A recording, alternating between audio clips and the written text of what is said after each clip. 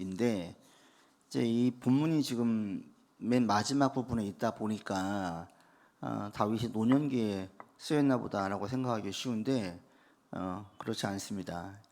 이것은 이제 보통 일반적으로 생각할 때 다윗이 밧세바를 범하기 이전 기록된 찬양 시로 생각을 하고 그렇게 이제 얘기를 하고 있습니다. 그 내용 전체 맥락을 볼 때에 다윗의 밧세바를 범한 것에 대한 회개 내용이 없고 또 사울로부터 건져줌에 대한 내용들로 가득 차 있기 때문에 건져주고 승리를 하고 왕국이 안정되어진 그 시점, 그럴 때에 큰 승리를 주고 기름 부음에 대한 그 역사가 이루어져서 왕으로서 공고해진 이런 것들을 보면서 하나님을 찬양하고 있는 그런 내용이에요. 우리에게도 이런 고백들이 계속 있었으면 좋겠는데, 다윗이 오늘 본문을 보면 놀라운 것 중에 한 가지가 뭐냐면 다윗에게 하나님이 매우 변화무쌍하시다는 거예요. 하나님은 이런 분이야 하나로 딱 하나로 정의할 수가 없는 다양한 경험들을 다윗이 한 거죠. 우리 예수님을 이야기할 때에도 예수님은 어떤 분이십니까? 라고 복음서에 나와 있는 예수님만 보아도 예수님은 죄인들과 식사하신 분이에요. 가늠한 여인도 품으신 분이에요. 그리고 남편을 다섯을 둔 여인도 품고 그에게 복음을 증거하신, 어떤 사람에 대한 편견이나 선입견이 없이 다 품어주시는, 그래서 유대인들이 스스로 따시키고 멀리에 있었던 세리들, 죄인들, 사람들의 이목, 사람들의 분명히 안 좋은 여론이 있을 것임에도 불구하고 이런 거 신경 쓰지 않고 그들을 품었다. 그런가 하면 또 하나는 바리새인들과 서기관들과 대제사장들을 매우 심하게 질책하시죠. 책망하시고 심지어는 성전을 뒤엎으셔가지고 크게 분노하시는, 그런가 하면 또 아이들을 품어주시고 마르다와 마리아의 웃는 걸 보고 또 함께 우시고, 예수님의 모습을 하나로 이야기할 수가 없는 것인 것처럼 제자들은 가까이 보면서 다양한 예수님을 보았잖아요. 그런 것처럼 다윗에게 하나님은 매우 다양한 모습으로 와 닿고, 이게 지금 다윗이 노년기가 아님에도 불구하고 젊었을 때에도 젊었다기보다는 조금 나이가 들었죠. 이 시기에 다윗이 많은 걸 경험했어요. 그러니까 지금 굳이 연령대를 따지자면 40대 이후에 자신이 쭉 신앙생활을 20년, 30년 하면서 느꼈던 하나님에 대한 고백, 여러분도 한번 그런 고백들을 하는 시간들을 가져보십시오. 여러분에게 하나님은 어떤 분이십니까? 그러면은 가만히 생각해 보면 하나의 단어로 딱 정의를 할 수가 없어요. 이럴 땐 이런 모습으로 우리에게 와닿고, 또 이럴 땐 이렇게 우리에게 와닿으시고, 오늘 본문의 그 22장 마지막 부분 읽었던 부분에 보시면 똑같죠. 자비한 자에게는 자비하심, 26절에부터 보시면 완전한 자에게는 완전함을 보이고 깨끗한 자에게는 깨끗하심을 보이고 사악한 자에게는 거스르심을 보이고, 걸리적거리겠죠. 곤고한 백성은 구원하시고 교만한 자는 살피사 낮추시는 분, 하나님께서 다양하다는 거예요. 그래서 이런 다양한 하나님을 경험한 게 다윗이고, 우리도 신앙생활을 하면 이런 다양한 모습을 보게 되어지죠. 하나님에 대해서 우리가 다 알 수가 없어요. 죽을 때까지 알 수가 없어요.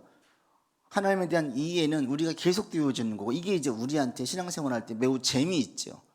누군가를 볼 때 저 사람은 저런 사람이야 로 딱 그냥 한정 짓는, 왜 인간의 어떤 유한적인 존재, 그리고 나이가 들어갈수록 지적이나 정신적이나 모든 면에서 약해지기 때문에 그 전성기 때에 비해 보면 점점 쇠해지고 연약해지는 것을 보게 되어지는데, 하나님은 항상 힘이 있으시고 항상 무한하시고 전능하시기 때문에 이게 쇠하지가 않죠. 그러니까 우리는 쇠해져 가지만 하나님은 계속 날마다 새로운 거예요.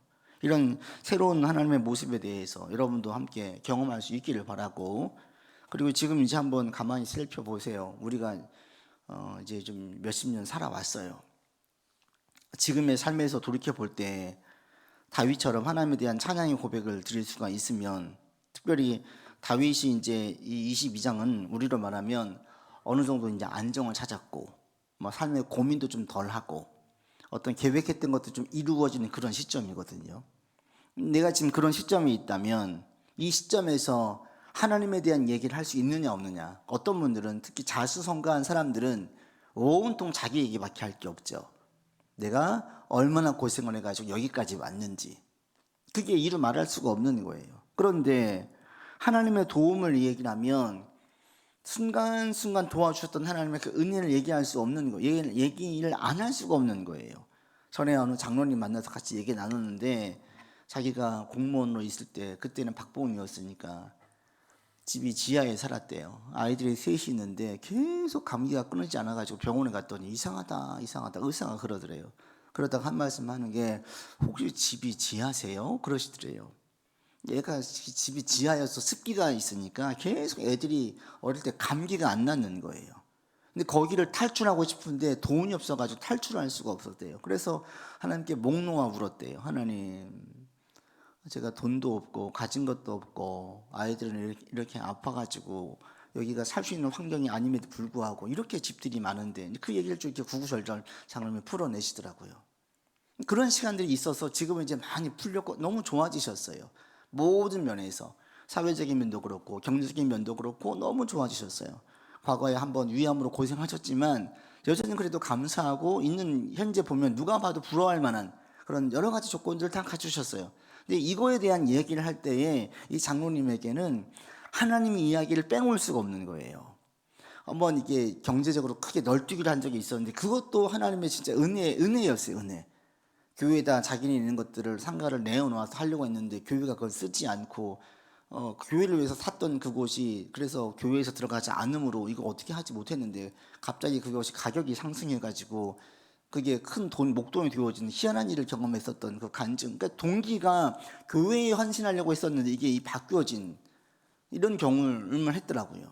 그래서 자기가 좀 부유해진 모든 것들이 하나님의 은혜라고 고백을 하지, 내가 막 계획을 잘 세워가지고 머리를 잘 써가지고 이게 아니었다라는 거예요. 그걸 들을 때 제가 이제 은혜를 받았죠. 이런 것처럼 우리가 50 됐어요, 60 됐어요, 70 됐어요. 이제 특히 이제 명절 때 되면 온 식구들이 모여요. 그때 여러분 어떤 마음이 드세요? 그때 보면서 하나님께 감사의 고백이 나올 수 있는 그런 복된 인생들 다 되기를 바랍니다.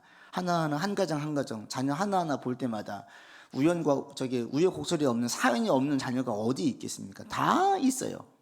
근데 그들을 볼 때 그런 시간들이 있었음에도 불구하고 풍랑이 다 지나가고 잘 뿌리를 내려가지고 사람도 서고 가정도 이루고 직장 생활도 하고 있고 이제 근심걱정, 그를 볼 때는 염려는 없어지는 이런 일을 보게 되어지면 이게 얼마나 감사합니까?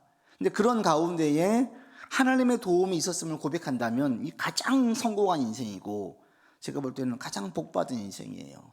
이 인생에 하나님을 빼놓을 수가 없고 그 가정에는 하나님을 빼놓을 수가 없어요.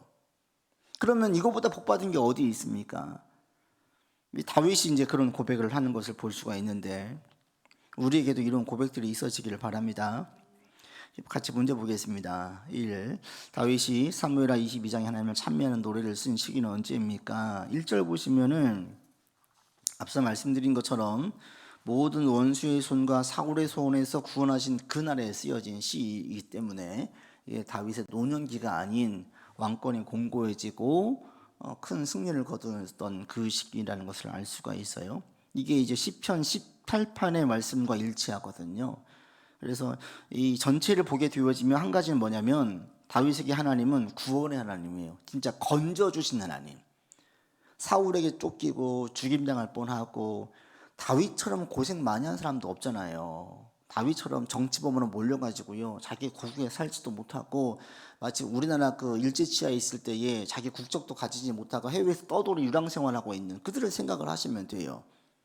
자기 국가에서는 이 매국노로 그렇게 찍혀가지고 정치법으로 찍혀가지고 돌아갈 수도 없고 관련돼 있는 모든 사람들도 다 죽음을 위험을 느껴가지고 도망을 와야 되는 이런, 예전에 이제 막 공산당으로 매도되어졌던 그런 사람들 얼마나 억울하겠어요. 근데 그런 거예요. 다윗이 그런 많은 시기를 보냈음에도 불구하고 그 모든 가운데에서 건져주신 하나님, 구원해 주신 하나님, 이걸 찬양하는 걸 볼 수가 있는데 시편에 보면 이 오늘 시편만 봐도 1절, 4절, 20절, 47절, 51절 계속 구원에 대한 이야기를 해요. 이건 영혼 구원이 아니라 실제로 생명을 구원해 주시는 거예요. 모든 어려움으로부터 건져 주시는 거예요. 하나님은 어떤 분이십니까? 다윗에게는 구원해 주신 분, 건져 주신 분. 이게 다윗에게 하나님이에요. 우리에게도 이런 고백이 있지 않습니까? 힘들고 어려울 때 우리를 건져 주신 분, 이게 하나님이에요. 그러니까 다윗의 이 찬양의 내용을 보게 되어지면 첫 번째로 이런 걸 볼 수가 있고, 2번 같이 보겠습니다. 다윗은 자신이 경험한 하나님이 어떤 분임을 고백하고 있습니까? 이 2절로 7절까지만 봐도요, 다윗에게 하나님이 얼마나 다양하게 다윗이 묘사하고 있는지를 알 수가 있어요. 2절에 보시면 하나님을 반석으로, 요새로, 건지시는 자로 얘기하잖아요. 반석이라는 것은 그 유대 사회에서 큰 바위를 말해요. 그냥 우리가 단단한 땅이 단단한 게 아니라 큰 바위. 이게 어떤 바위냐면 그 접근하기 까다로운, 그래서 숨을 수 있는, 그래서 여기에서 반석이라는 것은 숨을 수 있는 곳을 말하는 거예요. 큰 바위 숨을 수 있는. 다윗이 그렇게 숨었잖아요. 사울에게 올 때 여기에 숨었다가 저기에 숨었다가, 그럴 때 하나님은 그렇게 표현하는 거예요. 하나님 이런 반석, 큰 바위와 같다. 나를 숨게 해주셨다. 그리고 요새를 표현할 때 요새는 가파른 바위로 둘러싸인 산 꼭대기를 말해요. 막 쫓겨 나올 때 높이 올라가는 거죠. 하나님이 이런 분이라는 거예요. 그러니까 다윗이 살면서 우리로 말하면은 여러분 있으면서 어디 은밀하게 피할 수 있는 곳, 누군가 있을 때 막 하소연할 수 있었던 곳, 나단나에게는 무화과 나무 아래였던 그런 것처럼 우리 가운데 은밀하게 기도했던 장소라든지 나홀로 눈물을 흘렸던 곳이라든지 이런 곳, 그때마다 거기에 피해서 내가 견뎠어요. 이겨냈어요. 그곳이 다윗에게는 반석과 요새예요. 그래서 그게 이제 다윗에게 어떤 의미냐면 건지시는 분. 이 반석과 요새 자체가 건지시는 분이에요. 그러니까 이 구원에 대한 이야기를, 건져주심에 대한 이야기를 계속하는 걸 볼 수 있어요. 3절에 이 하나님 얘기할 때에 다윗에게 하나님은 어떤 분이냐면, 여기서 엘로힘, 하나님 여러 가지 히브리 언어가 있는데 엘로힘이라는 것은 능력의 근원과 생명의 주관자 되신 하나님, 창조자 하나님을 강조하는 호칭이거든요. 그러니까 모든 것들을 능력, 생명, 창조, 이 하나님에 대한 찬양의 고백이 이 하나님이에요. 이 엘로힘이에요. 이런 하나님을 얘기를 해죠. 그리고 하나님을 얘기할 때 3절에 보시면 반석으로, 방패로, 구원의 뿔로, 망대로, 피난처로, 구원자로 말씀하고 있잖아요. 하나하나가 다 다윗이 삶에서 다 겪었던 일들이에요. 다 겪었던 일들. 반석이라는 것은 이 앞에 얘기했던 그 2절의 반석과 다릅니다. 여기서의 반석이라는 것은, 2절은 피하기 쉬운 큰 굴이었다면 여기서는 흔들림이 없는 견고한, 큰 움직이지 않는 그 반석을 말하는 거고요. 그래서 이 신명기 32장에 모세가 이렇게 고백을 하거든요. 하나님을 이스라엘의 반석으로 표현해요. 그래서 이 반석이라는 것은 모래산과 대조되어진 사막시대에 막 올 때에 피할 수 있는 거, 흔들리지, 모래는 확 왔다 갔다 하는데 이 반석은 흔들림이 전혀 없는 거예요. 하나님은 어떤 분입니까? 항상 거기 계신 분, 우리로 말하면 변덕이 없는 분, 여기 오면 안정을 찾는 분, 이게 하나님이라는 거예요. 다윗에게는 하나님이 그런 분이었어요. 얼마나 많은 변화적인 상황에 대한 변화가 많이 있었습니까?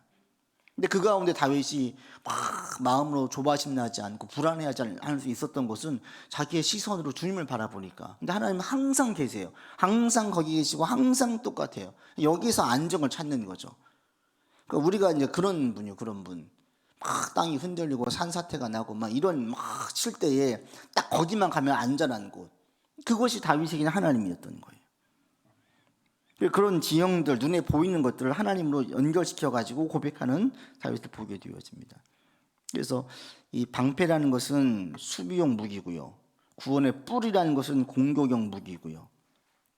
그러니까 전쟁에 싸울 때, 수비할 때, 이거 하나하나가 다 다윗에게는 하나님으로 고백되는 거예요. 내가 누군가 싸울 때 막아주는 것도, 이것도 하나님의 뜻, 하나님이고. 제가 지지난주에 농담으로 좀 우스갯소리로 얘기했잖아요. 우리가 하나님의 뜻을 따라 살면 우주의 기운이 우리를 따라온다. 다윗의 이런 그런 고백이에요. 내가 주인공은 아닌데 역사의 주인공 대신 하나님을 따르다 보면 마치 내가 주인공처럼 보여지는 현상들이 막 생겨진다라는 거예요. 나는 주인공이 아니에요. 근데 나도 그걸 알아요. 내가 조연인데 내가 가는 그 주인공과 함께 있다 보니까 덕택에 같이 혜택을 받는 거예요. 같이, 마치 회장님 아들인 것처럼.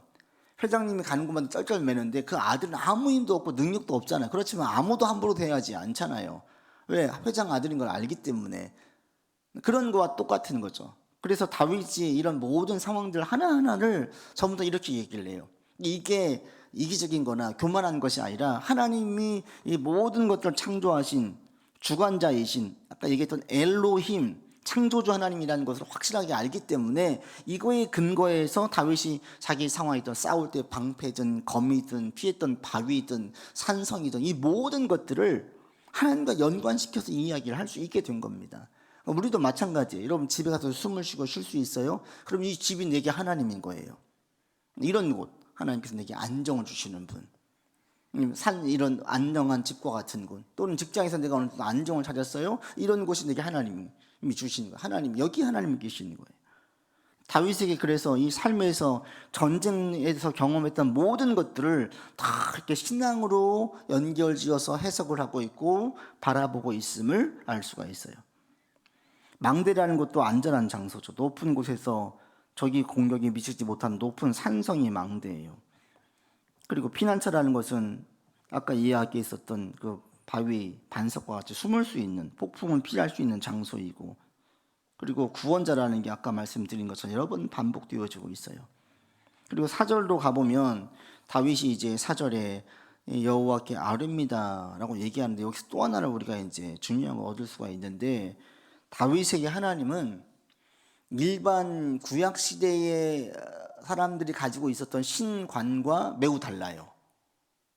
일반적으로 하나님이 어떤 존재냐면 이름도 부를 수 없는 아주 인간과는 큰 간격이 있는 분이 신이었어요. 엘로힘이었어요. 야훼였어요. 근데 다윗에게는 그렇지 않은 거예요. 마치 신약 시대에 지금 우리 시대의 그리스도인들처럼 그렇게 친근함이 있는 하나님으로 다윗이 고백을 하고, 다윗은 그리고 심지어 그 유대인들이 볼 때는 선지자의 유형으로 속해요. 예언에 있었던 시편의 말씀들을 보게 되어지면 예언의 메시지들이 있거든요. 단순히 그냥 왕이 아니었던 거예요. 그럼 다윗에게는 어떻게 하나님이 이렇게 친근할까? 라고 얘기할 때 여기 있는 4절에 있는 이 아뢰린이 여기에서 하나 힌트를 얻을 수가 있고요. 또 한 가지는 어디서 얻을 수 있냐면 22절에 내가 여호와의 도를 지켰다, 23절에 모든 법도를 내 앞에 두었다, 이 말씀에 들 수 있어요. 다윗에게 하나님은 일반 그 당시에 유대인들이 가졌던 거리감이 있는 멀리 계신 하나님이 아니라 바로 내 옆에 계시는 분, 심지어는 이 모든 자기의 삶에 다 영향을 주고 있는 분으로 고백을 하고 있는데 매우 친근한 분이죠. 이런 고백이 어떻게 나올 수가 있느냐? 한 가지는 4절에 있는 이 아뢰린이, 아렌다라는 게 이 문법으로 볼 때에는 미완료형이에요. 아뢰일 것입니다. 4절 한번 보시죠. 같이 읽겠습니다. 내가 찬송받으실 여호와께 아뢰리니 내 원수들에게서 구원을 받으리로다. 아뢰겠습니다. 구원을 받을 것입니다. 이것이 미완료형이에요. 미완료가 뭐냐면 과거에서 지금까지 항상 그렇게 내가 구원을 받았고, 그리고 앞으로도 기도할 때마다 구원을 받을 것이고, 이게 함께 포함되어 있는 게 미완료예요. 과거의 경험에 근거해서 지금까지 구원받았어요. 앞으로도 나를 어떤 사지에 빠져도 나를 건져주실 분으로 내가 고백을 하는, 다윗에게 하나님이 이런 분이었어요. 그러니까 뭘 알 수 있어요? 늘 기도했던 다윗을 알 수가 있죠. 다윗에게는 기도는 빼놓을 수가 없죠. 매일같이 자기의 모든 심사를 누구한테 아뢰었습니까? 하나님에게 아뢰었거든요. 하나님 이외에는 자기의 마음을 헤아려 줄 분이 없어요. 유일무이하게 있었던 존재가 요나단. 그가 죽고 난 다음에 다윗에게 이제 그 마음을, 신앙적인 것을 토로할 사람이 없었어요. 그러니까 우리가 신앙적인 이야기를 누군가 할 수 있고 정말 내 문제를 자기 문제처럼 요나단과 같은 사람이 옆에 있다면 정말 축복받은 인생이에요.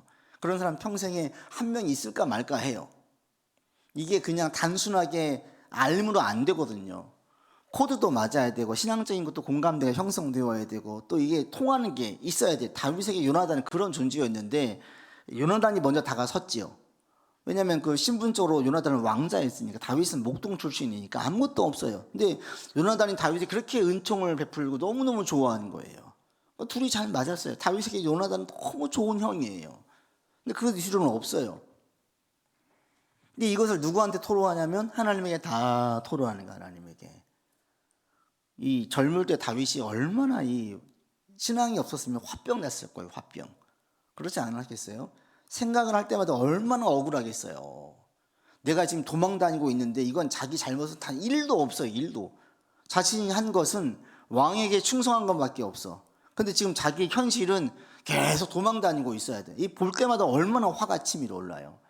얼마나 분노가 찰 수 있겠어요. 그런데 다윗이 이런 거에 빠지지 않을 수 있는, 감정적으로 이렇게 매몰되지 않을 수 있었던 그 힘이 어디 있어요? 아뢰리에 있는 거예요. 구원함에 있는 거예요. 하나님께서 내가 다 아뢰였고 하나님께서 구원해 주시는 거예요. 우리도 마찬가지 아니에요. 우리 마음에 있는 거 누구한테 토로합니까? 저도 하나님에게 다 토해요. 속상하고 힘들고 어려운 거 다 누구한테 얘기해요? 하나님에게 얘기해요. 모든 걸 다 아내에게 얘기하거나 부모님에게 얘기합니까? 그런 사람 없지요. 많은 부분은 하나님에게 얘기하는 거예요. 근데 그게 풀려요. 진짜 그렇게 하고 나면. 다윗이 지금 그 경험을 한 거예요. 이래서 다윗에게 하나님은 멀리 계신 분이 아니었어요. 늘 함께 계신 분이었어요. 그래서 다윗에게 하나님은 이런 개인적인 만남, 깊이 있는 만남이 있었어요. 그래서 우리 가운데도 이런 만남들이 계속 있어지기를 바랍니다. 그래서 7절도 보시면 같이 읽겠습니다. 내가 환난 중에서 여호와께 아뢰며 나의 하나님께 아뢰었더니 그가 그의 성전에서 내 소리를 들으시며 나의 부르짖음이 그의 귀에 들렸다. 똑같죠? 환난 중에 기도를 들어주셨다. 하나님 어떤 분이 들으시는 분. 다윗은 아주 힘들고 어려울 때 계속 아뢰었어요. 주님께 고백을 하고 간절히 간구해서 6절 보시면 음부의 줄 사망의 올무, 이 얼마나 힘들고 어려웠던 어떤 얘기냐면 나 이러다 죽겠구나 이거예요. 내가 죽을 수 있겠구나, 여기서 내 인생이 끝날 수 있겠구나, 이런 경험을 할 때에 건져주심을 경험하는 거죠. 그래서 하나님에게 이런 거고, 7절이 아뢰다라는 게 히브리어로 카라인데 어떤 말이냐면 부르짖는 거예요. 간절히 기도하는 거예요. 하나님 들어주시면 좋고요, 아니면 말고, 이게 아니라 절박한 거예요. 하나님 저 좀 도와주세요.